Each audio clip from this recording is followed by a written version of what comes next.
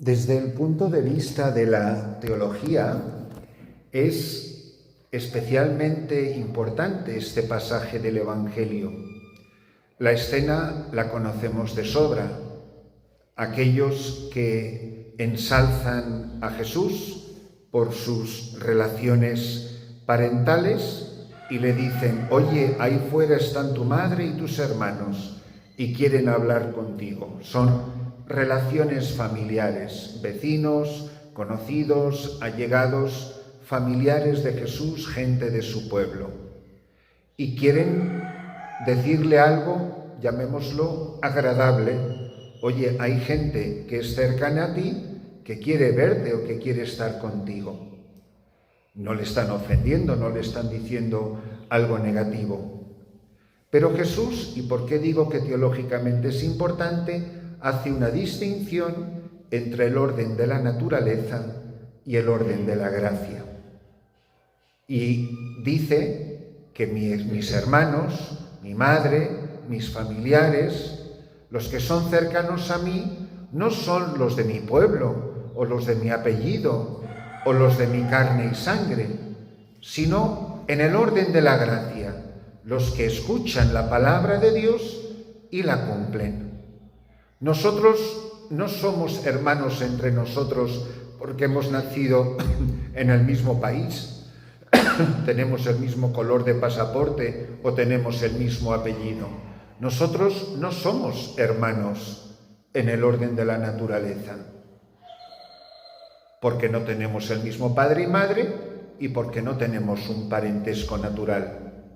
Somos familiares en el orden de la gracia, porque hemos sido incorporados a Cristo por la fe y el bautismo, por los demás sacramentos y por la escucha diaria de la palabra de Dios. ¿Qué nos une entre nosotros? Nos une la gracia, nos une Cristo.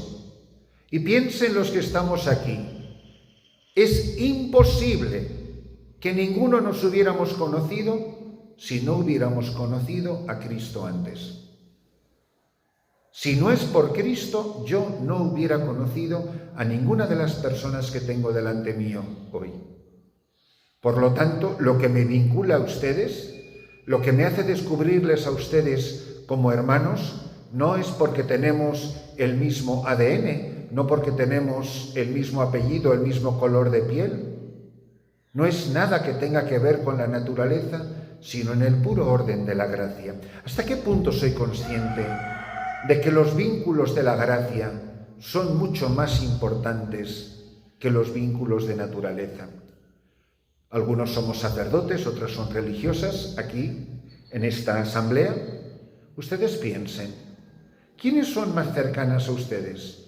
¿Las gentes de su familia o las gentes de su congregación religiosa? Es una muy buena pregunta. Porque en el fondo, a lo mejor, yo la gente de mi congregación religiosa, yo no la siento como mi familia o como mis hermanas. Digo la palabra hermana, y esto es lo mismo en una diócesis, en un presbiterio. Eso no quiere decir que despreciemos las relaciones familiares, líbreme Dios, al contrario, lo que hay que hacer con los que estamos unidos por la carne y la sangre es sobrenaturalizar esas relaciones.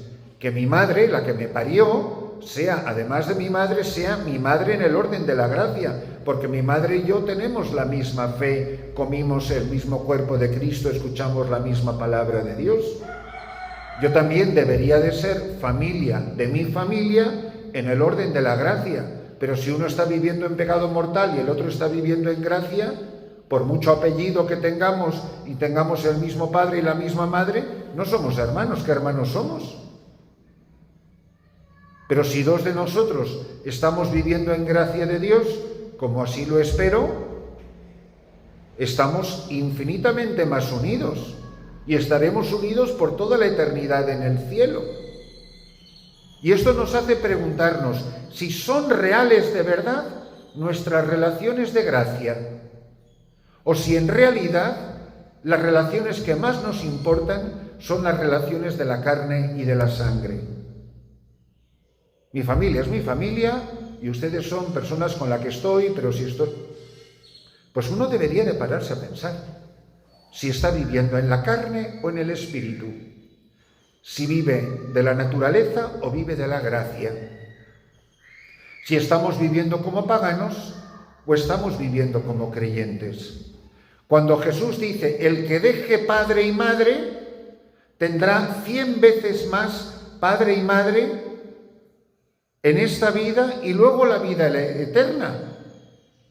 Nunca se dice que tenemos que dejar a nuestros hermanos en el orden de la gracia, pero sí se dice que debemos de dejar a nuestro padre, a nuestra madre, el que lo haya dejado todo por mí. Y uno empieza a pensar, a lo mejor no experimento a los que están unidos a mí en el orden de la gracia como hermanos, porque en el fondo no he dejado de verdad a mi padre y a mi madre y a mis hermanos, a mi casa y a mis tierras. Y a lo mejor no he renunciado a ellos. Viviré en una casa diferente, pero a lo mejor esto que dice el Evangelio, pues no lo estoy viviendo o no lo estoy viviendo con toda la intensidad, con toda la radicalidad. Para que estas personas en el orden de la gracia sean mis hermanos, yo tengo que haber dejado en el orden de la naturaleza las personas a las que Jesús me pide renunciar en el orden de la naturaleza. No podéis servir a dos señores. Y por eso, en el fondo, uno puede ir a una misión, uno puede estar en una comunidad, uno puede entrar en un convento, uno puede ser párroco, pero en realidad ha dejado de verdad esos vínculos de la carne, esos vínculos de la naturaleza. Porque muchos problemas vocacionales, es una opinión muy personal y obviamente puedo estar totalmente equivocado, estoy convencido de haber tratado a tantos sacerdotes, tantos seminaristas, tantas religiosas, tantas novicias, y muchas personas que dicen que dejaron la vida religiosa o el sacerdocio o el seminario, que lo dejaron, decían que lo dejaron porque no tenían vocación. O sí tenían vocación, pero no quisieron renunciar a las relaciones de carne y sangre. Y al final eso tenía tanto tirón que te arrancó. Y que cuando veías una necesidad donde hay una relación de carne y sangre, abandonas la misión, abandonas la vida religiosa y regresas allí de donde viniste. Pues habrá que hacer un discernimiento muy cuidadoso. Porque en el fondo, a lo mejor tenemos el corazón dividido entre el orden de la naturaleza y el orden de la gracia. Y eso me parece espantoso, porque mucha gente nunca va a saber la verdad de si tenía o no tenía vocación. Porque como nunca lo vivió de verdad, porque en el fondo nunca tuvo el coraje, la valentía de dejar casa, padre, madre, tierras, hermanos, hermanas y todo lo demás, por mí y por el reino de los cielos, nunca he experimentado que el Señor me va a dar 100 veces más. ¿Cómo te lo va a dar si no has renunciado? El que deje por mí, pero si no lo has dejado, no vas a tener el 100 por 1. Con lo cual no tienes ni una cosa ni tienes la otra. Y al final te sientes miserable. Y o te quedas y sigues viviendo miserable, o te regresas antes o después a donde viniste. Pero nunca sabrás si tenías o no tenías vocación. Pues que este Evangelio, que es impresionante, la respuesta que da Jesús.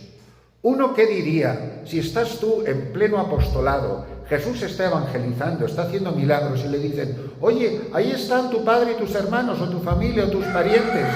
¿Y qué sería lo normal? Uy, espérense un momentito, que voy a ir a saludar a mi familia. La respuesta de Jesús dice, oye, pues menuda caridad con su familia, cualquiera podría decir, ¿no? Y eso nos tiene que hacer pensar. Jesús no falta la caridad, sino da testimonio de la verdad. Estos que están aquí, que están escuchando mi palabra, si mi familia que acaba de venir a verme se sienta aquí y escucha la palabra de Dios, gloria a Dios. Pero los que son mi padre y mis hermanos son aquellos que escuchan la palabra de Dios y la cumplen. pues que esta palabra nos sacuda interiormente y nos haga en serio pensar a todos.